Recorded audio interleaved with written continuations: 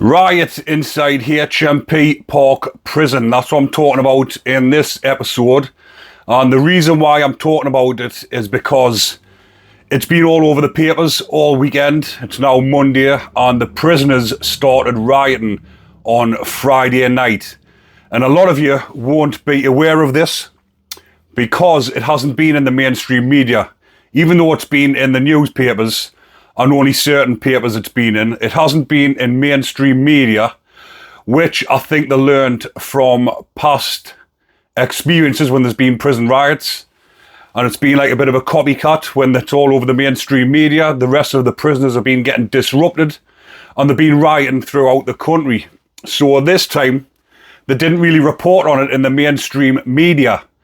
And one of my subscribers did bring it to my attention on Saturday, but I've never had a chance to make the video up until now.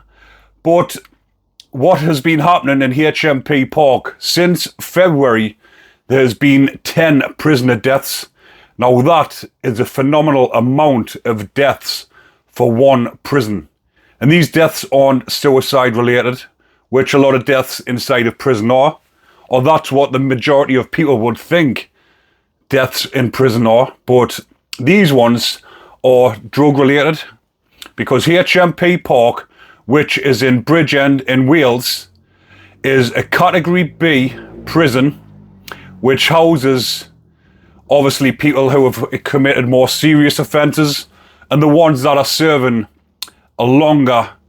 Normally in category B prisons you've got to be serving a bit of a longer sentence than what you would if you were going into a category C, unless you've been in the system for a while and you've been downgraded to category C. But HMP Park is what has been known as one of the mega prisons because a bit like Berwyn's a massive prison in Wales, but HMP Park houses nearly 1,400 male prisoners.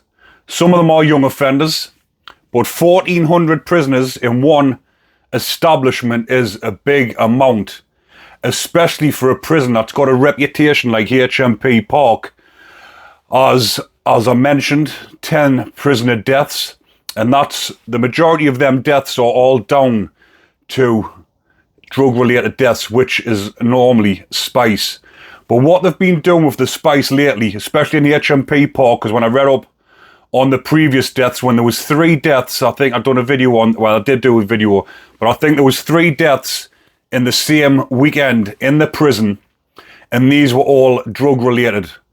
Now spice, when spice gets into a prison and it's like power, that's what they call it in prison, they refer to it as power. If the spice is power, meaning it is absolute powerful, it's the strongest you can get. If you take too much of that drug, you are going over.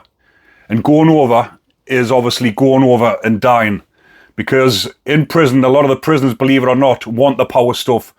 When they hear that another prisoner has went over, they're all running around wanting this stuff, believe it or not. When I was in HMP Home House, they got some power spice in. And one of the inmates went over and didn't actually come back from the hospital, he died. Instead of all the inmates being upset that this prisoner had actually died off the spice, they were buzzing round the wing saying they wanted this stuff because it was that powerful. Because obviously a lot of the times when they get the stuff in, it's not that powerful. They're quite disappointed. So they were thrilled that someone had died because they had power in the prison, power spice in the prison. But if that wasn't bad enough, they've been lacing it with other, more times than often, opiate-based drugs. And they have been mixing it with the likes of fentanyl. And fentanyl is enough to kill you by itself. So mixing these 2 drugs together is an absolutely lethal concoction, which should never be mixed and consumed at the same time. They're lethal by themselves, but putting these 2 together is just unbelievable. But this is what the prisoners want. They want to get out their heads. They want to forget about the prison. But the state of the prison, HMP Park, it is run by G4S, which is a private security firm. And they have took over a lot of the prisons, but just about every prison that is run privately by this firm is out of control. But a lot of the prisoners serving time in these prisons, from a prisoner's perspective or a prisoner's point of view, depending on how you want to do your time, the majority of the prisoners would rather be in places like this because they're more lively, there's more things going on. There's prisoners in there that are loving it because they're running the wings, they're making a fortune. The ones that are in there using drugs are loving it because there's a free-for-all, there's drugs all over the place.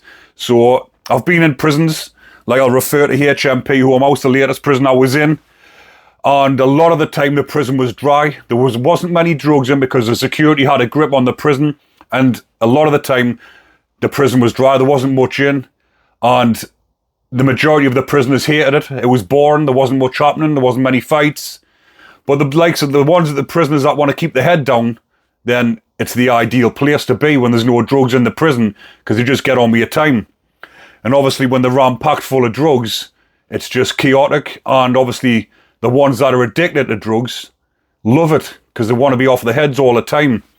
And HMP Park is ram-packed with illicit substances, any type of drugs, full of mobile phones, and that's all to do with the way that these establishments are run. The majority of the time, it's run by officers who are brand new themselves, come in off the streets, 20-year-old, 21-year-old, would have probably been working in the likes of McDonald's, but they've been offered a job in a prison, and they're in the prison, and they're still not making much wages. The wages aren't the very best.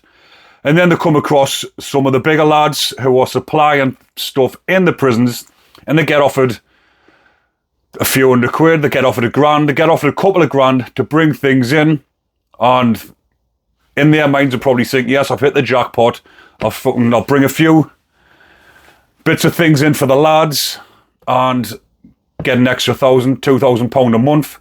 And a lot of the time these officers are actually queuing up to be the next mule to bring stuff into the prisons because they want a piece of the action.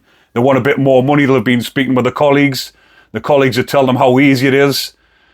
It's the restrictions are laid back, even for a Category B prison, but it's because it's run by the security firm, which is a lot different to the government firms, the ones that are run by they're all HMP, but the ones that are run by the HMP prison staff, the government staff, and not the private firm staff. And that is what's making these prisons turn in to this type of establishment. Some people will call them hellholes, and some people will call it gangster's paradise, depending on what frame of mind you're in and what you want to do throughout your sentence is how you perceive it. But in these prisons, even though, like I've mentioned, it's a Category B, which is supposed to have tighter restrictions, you've got your Category A's, which is for the top, what you would call as the top tier crimes, or the worst crimes, depending on how you look on it. But these are for the ones that committed the worst crimes, murders, all different type of offences like that merit being in a high security prison. But then you've got your Category B, which is similar. Not a lot of restrictions have changed, to be honest with you. Category B prisons are still just as strict. And these type of prisons that are run by the security firms are actually run like Category C prisons. And when you look up on the articles, a lot of the prisoners' families have actually been outside the prison gates petitioning and doing their own form of protest outside the prison about the living conditions that their family members are living in, and they're in fear for their safety. And obviously some of the family members have lost relatives in the prison due to the way that it's been run, and obviously the substances that they're taking. So the prisoners, when I've been reading up on it, the ones that are fed up of this, feel like they're not getting enough treatment or the right type of treatment in prison, or obviously went on the rampage and started rioting. So they started rioting on the Friday and it went on into the Saturday. I'm not sure when it got diffused, but I did see that they sent the Tornado Squad in, and the Tornado Squad in prison is the prison riot squad. These are the toughest of officers, obviously the biggest officers, because they're not going to just have little weedy men and women running in to calm the riots down. So this Tornado Squad is made up of your biggest screws, your biggest, toughest and hardest, full of the riot gear, and they send them all in. I've been in prisons before when there's been riots kicking off, referring back to HMP Home House when a bunch of prisoners took over the other house blocks that I was on. I was on a house block 5 at the time, and I think it was over on house block 1 or 2. The prisoners had enough in there. It was, I think it was just after lockdown. Prisoners had enough of the way that it was getting ran, so they took over the wing, smashed the wing up, sent the tornado squad in. You could hear, this went on all through the night. You could hear the flashbang grenades going off. It was like you were in a war zone. It sounded like bombs getting dropped. Obviously, the flashbang grenades are, as you can imagine, echoing throughout the prison all night long. It felt as if you were in Iraq or Syria.